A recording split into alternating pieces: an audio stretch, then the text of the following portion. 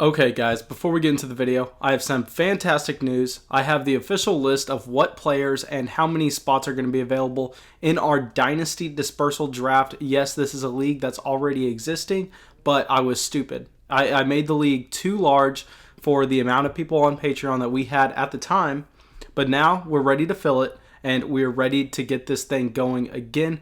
Super active league, a lot of fun, really unique. It's super flex, 16 teams, points per carry, tight end premium, Devy. And if you don't know what Devy is where you actually draft college players, you hold them onto your taxi squad, and you just wait for them to get into the NFL. It's a way to get some top prospects for really cheap late in the rookie draft, and it's just a lot of fun. There are 8 spots available in this draft. I think we already have 3 filled. I don't know. We've had some interest in the Discord chat. I sent that in here, but I sent this info in the Discord chat before I talked about it in here just to give those people first chance at it, but we still have some open spots. If you're interested, join the Discord, shoot me a DM, or if you don't want to join the Discord, shoot me a DM on Twitter. Let me know, and we'll get it going. Some players in there, I don't have the list in front of me, but I mean, I was extremely surprised with how good the player pool was, because that's the main concern whenever you go into these dispersal drafts. A lot of the times, the player pool is not that good, but I was like, oh my, what is going on? There's Saquon Barkley, Dalvin Cook, Ezekiel Elliott, Alvin Kamara, Joe Mixon, Michael Thomas. I mean, the list just goes on. It's unreal. I think most of these teams out of the dispersal draft are going to be better than most of the teams that are in the league right now. So if you want to get in a league with both Scott and myself, make sure go down and let me know. But let's get into the video. This video was requested by the people on Patreon. I asked them if they would rather hear me talk about Tom Brady and the Tampa Bay Buccaneers situation or the Stefon Diggs situation. And we're going to talk about Brady first. Stefon Diggs will come tomorrow unless the people on Patreon maybe want me to talk about Teddy Bridgewater. I don't know. But as of now, I think I'm expected to release the Stefon Diggs video tomorrow, the Tom Brady video today. So let's get into it. Let's talk about Tom Brady going to the Tampa Bay BUCS.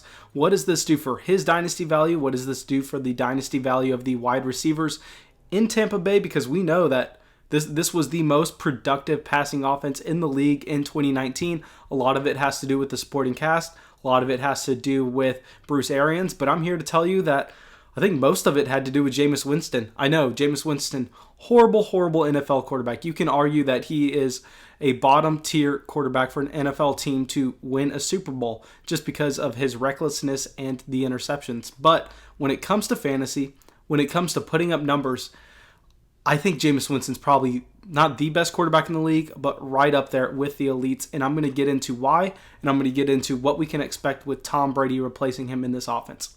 So first, I'm going to look at the 2 quarterbacks and kind of compare them where it matters. And if you look at where fantasy production comes from, where the most reliable, the most predictable stat that we can deem from these quarterbacks is their intended air yards per pass attempt. Now, intended air yards per pass attempt is how far these wide receivers, running backs, or tight ends are down the field while the quarterback targets them.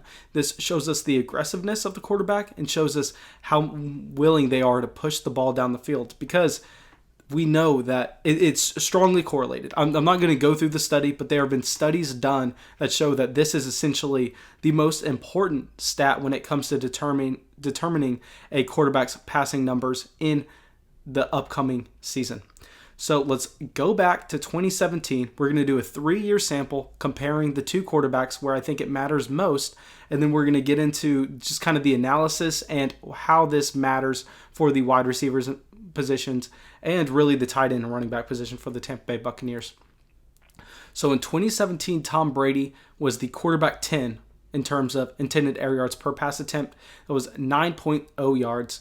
And Jameis Winston was the quarterback 2 at 10.5 yards.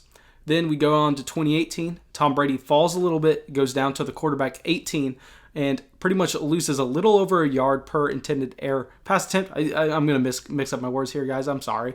But that's at 7.9 yards. Jameis Winston holds steady, and he's at quarterback 2, 10.8 yards. Now we go to 2019, this most recent season. Tom Brady takes another step back and is quarterback 24 at 7.6 yards. Jameis Winston is the quarterback 2 at 10.4 yards. So what does this really mean?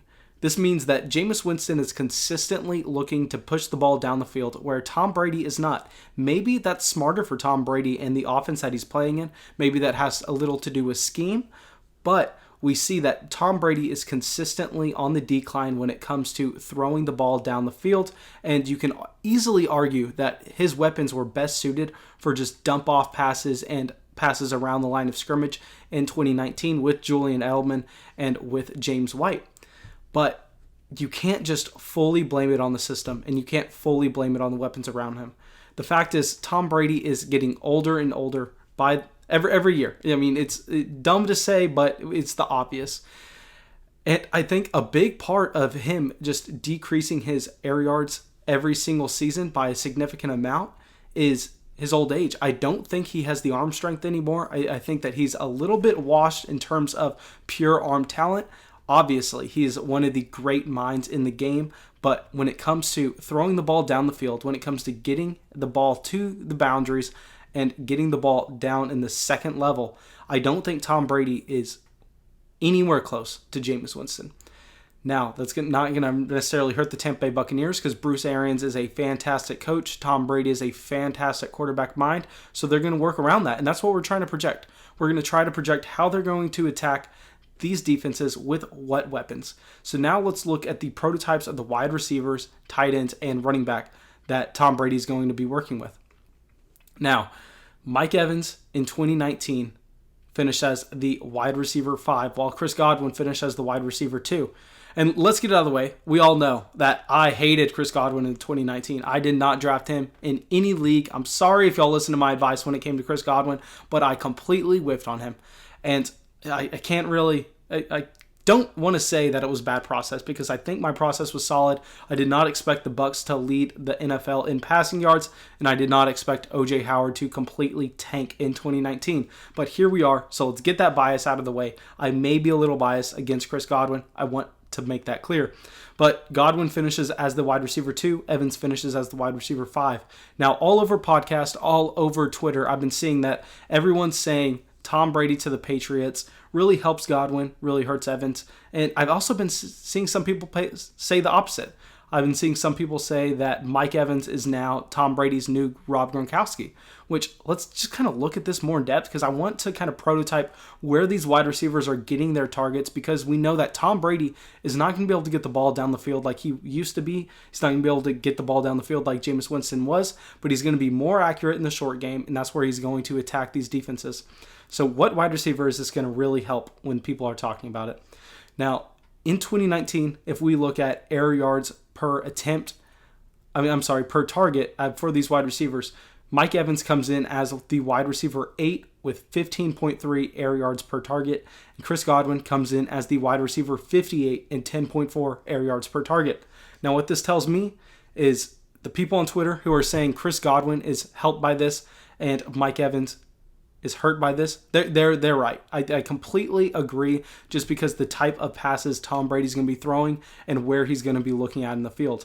I will say I think it's going to be extremely, extremely hard for Chris Godwin to repeat what he did in 2019, even though he should develop, even though he should progress going into his age 24 season. I believe that's how old he is. But just with his outlier season with the Tampa Bay Buccaneers leading the NFL in pass attempts, I find that hard to repeat, and I doubt it is repeatable. So where I'm actually looking at players to benefit from this move is tight end and running back. I think that O.J. Howard is going to be on the rise throughout the offseason. I think that he's getting a lot of talk right now, but I think he's going to continue to pick up steam. His dynasty value is going to continue to slowly climb as more and more people get behind him.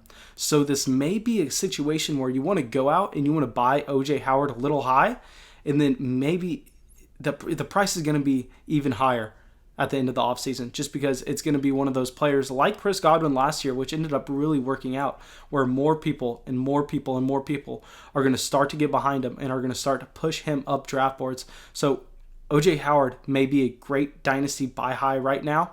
And when it comes to Ronald Jones is a significant value at this point. Scott has been pumping him up for the past couple weeks. Y'all know last offseason, I was telling everyone, go trade your third-round rookie pick for Ronald Jones. Go do it as fast as you can. And, I think it worked out in my opinion. The only problem with Ronald Jones is because of his name, you're never going to really have that flip value.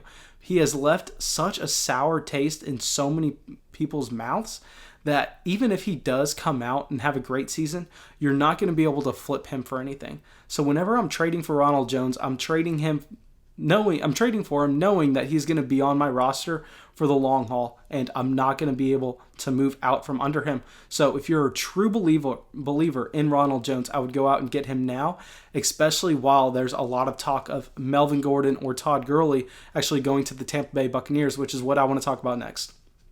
Now, with this Tom Brady move, a lot of people are saying that the Bucs are going to go all in, try to win in 2020, which obviously they are. And they're saying that they're going to do this by investing in the running back position with either Todd Gurley or Melvin Gordon. I'm sorry. I don't know why I spaced out on that. And they're also going to possibly bring in Antonio Brown. Now, I will say I think that the Antonio Brown is a long shot, but Tom Brady said he wants him. And I think that if Tom Brady agrees to go to Tampa Bay, the Tampa Bay GM, the Tampa Bay head coach, told Tom Brady that pretty much whatever he wants, he can have. So I think maybe they do try to bring in Antonio Brown for an interview. The problem is the NFL going to let Antonio Brown play? That's where I think it kind of gets iffy. But if he is on the field, if he can kind of just get out of his own way, this could be the best offense in the league and the highest passing volume offense in the league once again in 2020 as they were in 2019. It's just going to be done in a completely different way. So I'm all in on this 2019 Tampa Bay Buccaneers running back specifically, just because I think that they're going to be able to put up the points, and I think that they're going to be able to get touchdowns and rack up receptions with Tom Brady looking to throw the ball near the line of scrimmage. Lastly, I want to talk about Tom Brady's dynasty value, and this is where it gets interesting. I know I've been on here just pumping up this pretty much every player on this team besides Mike Evans, and I don't want to say I'm pumping up Chris Godwin, because for the brand, I will never pump up Chris Godwin. I'll never draft Chris Godwin in a real draft just to stay on brand. But, I can't say that he does not get hurt like Mike Evans does. Mike Evans is the one that gets hurt by this move. Chris Godwin, while he's not going to be the wide receiver 2, I don't think that this is a significant downgrade for him. Where the downgrade is, where I think you can sell high, is Tom Brady himself. Now, I know, sounds like I'm contradicting myself, but the problem with Tom Brady is he has no ceiling when it comes to fantasy points, just because we see that, especially in today's NFL, you need to have the rushing capabilities if you're going to be an elite an elite fantasy quarterback. And Tom Brady is a strict pocket passer. He's not going to score any rushing touchdowns. He's not going to really run for, what's the over-under on rushing yards for Tom Brady this season? 20? You want to be going out and trying to get the Josh Allen. You want to be trying to get these quarterbacks that can score points running the ball. Unless you're playing in a pass-happy quarterback scoring league, which I have a couple of those, like the Flock Patreon Dynasty League number 2 is like that, where you get 6 points per pass attempt and you get 1 point for every 20 passing yards instead of 1 point for every 25 passing yards. But if you're playing in a traditional Dynasty League, traditional passing scoring, Tom Brady, sell high in my opinion. Try to get a late first for him. I know it sounds crazy, but if it's possible, I'm moving him for a late first, early second, and I'm going to try to take one of those draft picks, maybe get Justin Herbert, maybe get Jacob Eason, Jordan Love, someone else who goes high in the draft, and just kind of reset the clock. Maybe if you take Justin Herbert at the 110, Justin Herbert may be able to actually perform somewhat comparable numbers to Tom Brady when it comes to fantasy production in 2020, just because if he runs out there for, just say, 400 rushing yards, that's the equivalent of 10 passing touchdowns from Tom Brady. So they're going to be very comparable, and a year from now, Tom Brady is most likely going to be a 0, especially when it comes to value. I don't know necessarily whether it comes to fantasy points, but thank you so much for watching the video. If you made it this far, make sure you subscribe, make sure you give it a like, and please comment what you think about this move. Thanks, guys.